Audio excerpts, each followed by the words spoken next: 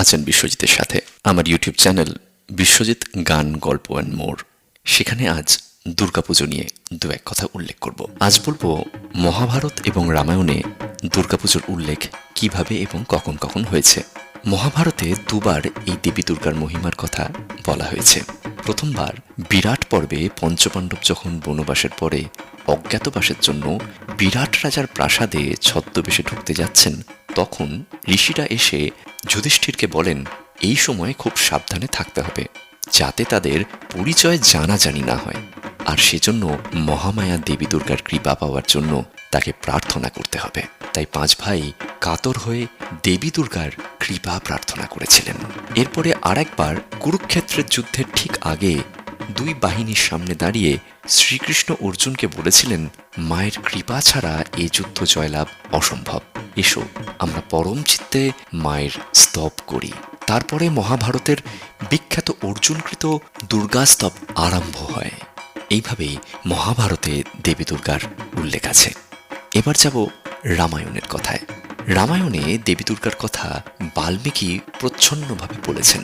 লঙ্কাকাণ্ডের ৮৩ অধ্যায় ৩৪ শ্লোকটিতে দেখা যায় রামচন্দ্র যুদ্ধে জয়লাভের জন্য ব্রহ্মার বিধান অনুযায়ী মায়াযোগ অর্থাৎ মহামায়ার পূজা করেন। তাছাড়া কৃত্তিবাস রামায়ণে অকাল বোধন আছে দেবী দুর্গার। ১০৮টি নীল পদ্ম দিয়ে পূজার প্রসঙ্গ আছে। দেবী ভগবতে আছে আশ্বিনের শুক্লা অষ্টমীতে দেবী ভগবতী দক্ষ যজ্ঞে প্রতিনিন্দা শুনে দেহত্যাগ করেন। তার শরীর থেকে কোটি যোগিনী সমেত দেবী ভদ্রকালীর আবির্ভাব হয়, আর শিব জটা থেকে বীরভদ্রের উদ্ভব হয়। এরা দক্ষযজ্ঞ বিনাশ করেন, সেই জন্য দুর্গাদেবীর বীজ মন্ত্রে সেটি উল্লেখ আছে।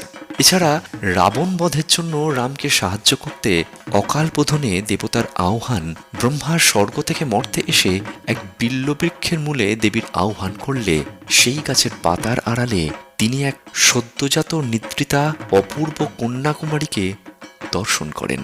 ব্রহ্মা বুঝতে পারেন ইনি আদি জননী কুমারী মাতা।